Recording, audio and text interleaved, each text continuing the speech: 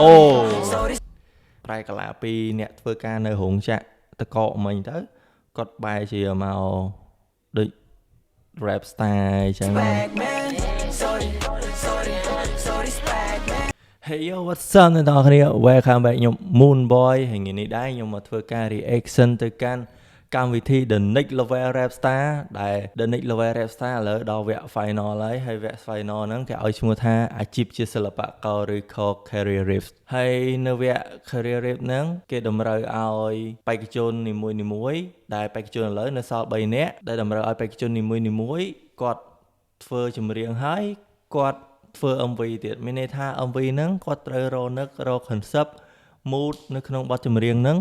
ខ្លួនឯង mood នៅក្នុង MV ហ្នឹងខ្លួនឯងអូខេហើយឥឡូវខ្ញុំទៅ reaction ទៅកាន់ JX ហើយចង់ដឹងថាចម្រៀងរបស់ JX មិនដែរ MV របស់ JX មិនដែរអូខេ let's go តោះJX បានចាប់ផ្ដើមវេកលើជាមួយនឹងពាក្យថាដំបងគឺដំឡើងមួយបទដំបងនៅផលិតវីដេអូចម្រៀងដំបងហើយនៅក្នុងថ្ងៃនេះក៏ជាថ្ងៃដែលត្រូវទស្សនាស្នាដៃនិយាយទៅមិនស្រួលទេសម្រាប់ JX ព្រោះអីគាត់ថ្មីស្រឡាងហ្មងឯដំបងនៃ MV របស់គាត់ផងដែរទៅបើយើងនិយាយពីដំណើរនៃការផ្សងព្រេងរបស់ JX វាធ្វើខ្ញុំភ័យដែរនេះវាជាអនាគតរបស់មនុស្សម្នាក់ដែលកំពុងតែមកប្រឡងដើម្បីស្វែងរកអនាគតខ្លួនឯងហើយពួកខ្ញុំខំប្រឹងមែនតើដើម្បីធ្វើបច្ចេកមួយពីវគ្គមួយទៅវគ្គមួយអញ្ចឹងទៅខ្ញុំមានអារម្មណ៍ថាយើងភ័យផងអផងអញ្ចឹងចាប់ដើមមើលមកបងណាអូខេបងចាំហើយយកសម្រាប់ចាច់ទាំង3រូបក៏ដូចជា EP ទាំងពីរគឺខ្ញុំបារម្ភបងនៅរត់ជាងគេដោយសារតែគាត់ជាផ្នែកមួយដែលខ្លាំងដែលគាត់គឺមើលលើ performance ក៏ដូចជា MV ដូចគ្នាហើយទី2គឺបងយូគីហើយបើសិនជាបងយូគីធំគាត់មើល MV នឹងហើយថាចប់មួយម៉ាត់គឺចប់យើបងតោះ let's go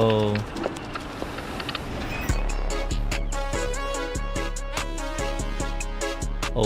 play ចេញមកមិនដំបងហែបតើអ្នកនរគ្នា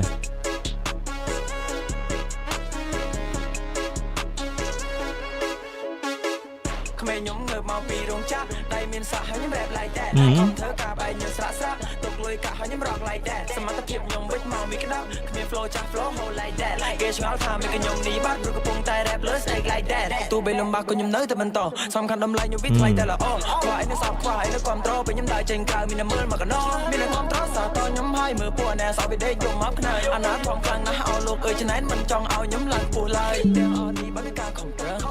មិនដេកស្លាប់លឿនរឹងមានអ្នកខ្លះចង់ឲ្យយើងជាប់កាំងខំប្រឹងឈប់ទាំងដូចឆ្អឹងទឹកពួកនៅវាខ្លាចយើងដល់ទីណាខ្លះប្រឹងរៀបបារាខ្លះទៀតបោកប្រាស់ខ្លះដានតែខ្លះធ្វើមិត្តភក្តិខ្លះ fashion តិចពឹងពាក់លុយកាក់ចឹងនិយាយថា location នេះនៅកន្លែងដូចជាគេធ្វើតកអីអត់កំពុងអាលុតហក់ហើយកុំវាពួនលើបដូចជីងចក់ចូលបីវាយូរត្រង់តតែវាក្រនបើជីងធ្វើចោលលុយឆក់គូតពុំបំពងឆងតែកន្លះក្រហែចាំមកផ្លែតមិនដែរឲ្យអ្នកលែតែបដាក្រោយគេមិនត្រូវខ្ជិលលុយទេគេថាខ្ញុំនេះ rap មិនការទេកុំប្រឹង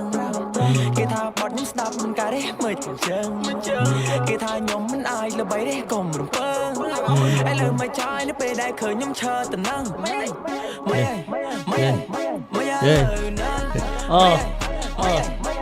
លយហែបហ្មងបត់របស់គាត់លក្ខណៈមួយតែអូហែបចឹងនិយាយថាគាត់ធ្វើមកត្រូវជាមួយនឹងកដងភ្លេងនិយាយទៅគាត់ធ្វើមកវាត្រូវជាមួយនឹងសំឡេងរបស់គាត់ណា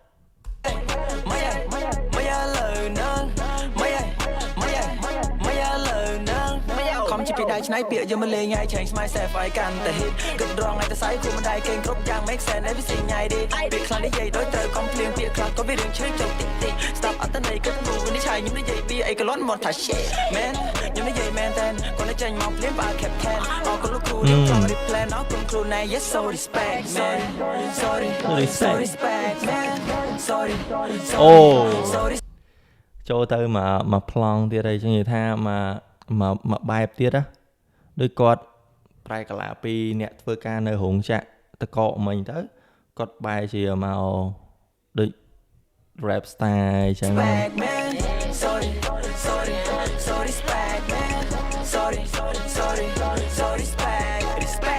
Win around ฝ่ายខ្ញុំលយឆាយនៅវគ្គបញ្ចប់ហើយฝ่ายនៅពេលដែលឃើញខ្ញុំឡើងដល់ថតប្រហែលជាសោកស្ដាយព្រោះកាលពីមុនវាធ្លាប់តែស្អប់ខ្ញុំគិតតែរឿងសប្បាយមិនចេះចិនណាដូចពូអាឡប់ខ្ញុំរ៉េបលៀងជាល្បឿន 10G សលេងពេលគ្រូខ្ញុំមិនច្បាស់ដូចថ្ងៃហើយ look at me នេះហើយគឺជាក្របពេកខ្ញុំចេះក្លាច់កាច់កងចង់ជួនជាប់ចិត្តស្អិលមួយ God for reflect តែអ្នកប្រយ័ត្នស្ដាប់ហើយអត់វិភាគប្រៀបធៀបអត្តន័យចាស់ដឹកមិនលេចចង់ rap ដែរតែមកកើតពួរបាត់ទៅស្ដីលើរវិធីវាអត់កំណត់និយាយបានតែទ្រឹស្ដីធ្វើឲ្យបានតាណាឆាតខ្ញុំនិយាយទៅកាប់ប្រទេសនឹងឲ្យសំឡេងចាំបង្ហើបទីមកជួបមកហើយខ្ញុំចង់ធ្វើមិនឯងខ្ញុំចាំដល់ត្រៃសើចតោងជាប់ទាំងត្រៃនេះអត់ខួរក៏មិនចេះធ្វើអីឡើយព្រោះវាអត់គោ អូលយតែ យអញនិយាយពេលខ្ញុំងើបមកពីរោងចក្រដៃមានសាក់ហើយខ្ញុំ rap like that ខំធ្វើការបែកញើសស្រាក់ទុកលុយកាក់ហើយខ្ញុំ rock like that សមត្ថភាពខ្ញុំវិចមកមានក្តាប់គ្មាន flow ចាស់ flow hold like that គេឆ្ងល់ថាមានខ្ញុំនេះបាត់ព្រោះកំពុងតែ rap លើ stage like that sorry spec man sorry spec man sorry spec man sorry J on the map តែដែលខ្ញុំសូមនិយាយពីអារម្មណ៍របស់ខ្ញុំជាមួយចម្រៀងរបស់គាត់ហែបយកមកហើយ flow របស់គាត់ oh my god យើងអត់នឹកស្មានថា flow របស់គាត់លយបែបហ្នឹងលយខ្លាំងមែនតើបើនិយាយពី MV វិញគាត់អត់សូវមានរបៀបប្លង់ច្រើនទេតែជឿថាបែបលក្ខណៈថាកន្លែង location ដែលត្រូវថតច្រើនទេមានតែ2ទេដូចមួយនៅក្នុងរោងចក្រហើយ2ដែលនៅដូចគាត់ប្រែកាឡាជា superstar អញ្ចឹងណា yes នេះជាអារម្មណ៍របស់ខ្ញុំហើយភ្លេងហើយនឹងចម្រៀងខ្ញុំអត់ដឹងថាមិនដែរអានេះគេអត់តន់មិចហើយឬក៏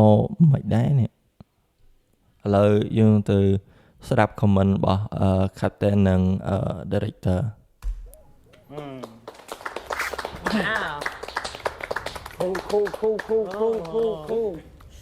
នឹងពាក្យច្រើនខ្ញុំមើលឃើញ transition ជាមួយនឹង effect បន្តិចទៀតសម្រាប់ MV មួយហ្នឹងត្រូវវាចូលមួយភ្លេងទៅនឹងបន្តិចទៀតមើលឃើញប៉ុណ្ណឹងហ្នឹងហើយនៅខ្វះរបៀប transition ហើយនឹង effect គេនឹងអត់ទាំង flow ទាំង beat ទាំងអី cool អត់ទេលោសម្រាប់ MV មួយនេះប្លែកសម្រាប់បងហើយបងឃើញណា JX មានឱកាសធ្វើវីដេអូមួយនេះគឺលយយ៉ាបង តើ MV ហ្នឹងមាន creative ប៉ុណ្ណឹងខ្ញុំគិតថាល្អហើយសម្រាប់គាត់ព្រោះអីគាត់អត់ដែរមានបទពិសោធន៍អត់ដែរធ្វើបែបហ្នឹងអញ្ចឹងបានប៉ុណ្ណឹងខ្ញុំគិតថា yes good គឺរបស់ JX ដែរមានកំណត់របស់ JX ដែរក្នុង MV មួយហ្នឹងមានបងដូចជាការនៅពេលដែលខ្ញុំ rap នៅក្នុងរោងចក្របងជាកន្លែងមួយដែលខ្ញុំចង់ឲ្យគេពងធ្វើការតែខ្ញុំ rap នៅកណ្ដាលតែឯងយល់បងកន្លែងពេលបដាម៉ូតូហើយហ្នឹងបងយល់បងតែប្លង់មិញអត់តន់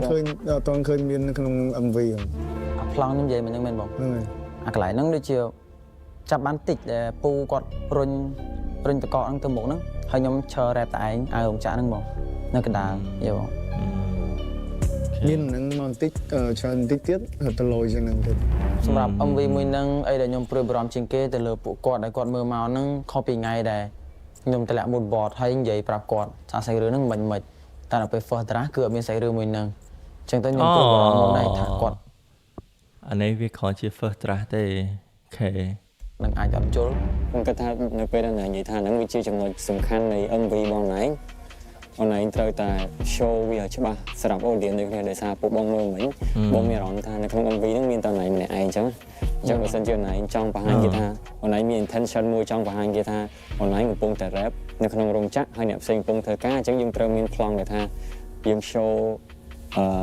អ្នកផ្សេងទៀតដែលគាត់កំពុងធ្វើការកំពុង rap បងពុំមិញបងមើលទៅបងមានអារម្មណ៍ថាបង feel ថាតើណៃម្នាក់សម្រាប់បងមិញសំខាន់ជាងគេសម្រាប់ខ្ញុំពេលយើងមើល music video នេះនៅក្នុង first 10 second 15 second អត់មាន moment ចាប់ខ្ញុំ first shot cool ជាមួយ moto ប៉ុន្តែ first shot of JX មាន static shot មាន tripod shot មាន going slow and then ពេលយើងជួប JX first time ខ្ញុំមានអារម្មណ៍ថា0អត់ឡើងអត់ low មិនតែខ្ញុំអត់រំភើបបើសិនជាគេមើលគេឲ្យ10សេកុងសម្រាប់អូខេផលិតផលនេះលយអត់លយ10សេកុងណែ skip យល់អត់ យល់បង សំខាន់សម្រាប់ខ្ញុំជា music video នេះជា business card សម្រាប់ JX សម្រាប់ខ្ញុំដឹងនេះគឺជា draft ទី1ប៉ុន្តែសម្រាប់ខ្ញុំជាមួយ cuts សម្រាប់លេងជាមួយភ្លេងខ្ញុំគិតថាខ្ញុំអត់មានអារម្មណ៍ដូចនេះ of the musicality of who are you JX មក pitch សម្រាប់បង Andrew មកគាត់និយាយថា JX អត់តន់បង្ហាញអស់ពីអីដែលនៅក្នុងខ្លួនគាត់មើល MV ហ្នឹងទៅមានន័យថាគាត់អត់តន់ឃើញរូបរាងរបស់ JX ហើយការលេងរបស់គាត់ក៏អត់តន់ត្រូវជាមួយនឹងភ្លេង yes ឥឡូវទៅស្រាប់បងយូគីម្ដងគឺមានប្លង់មួយដែលឃើញថា JX នៅក្នុងរោងចក្រនឹងហើយមានសមោគេហៅថាអ្នកតបធ្វើការនៅក្នុងហ្នឹងហើយមានតែ JX មួយដែលហ៊ានចាញ់មកដែលស្មើនឹងពាក្យថា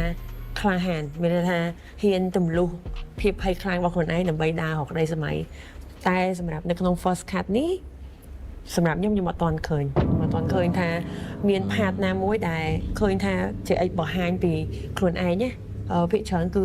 នៅជា lip sync ឡើយហ្នឹងហើយដូចជានៅមានខ្លះដែលគាត់អត់ទាន់បានដាក់បញ្ចូលបង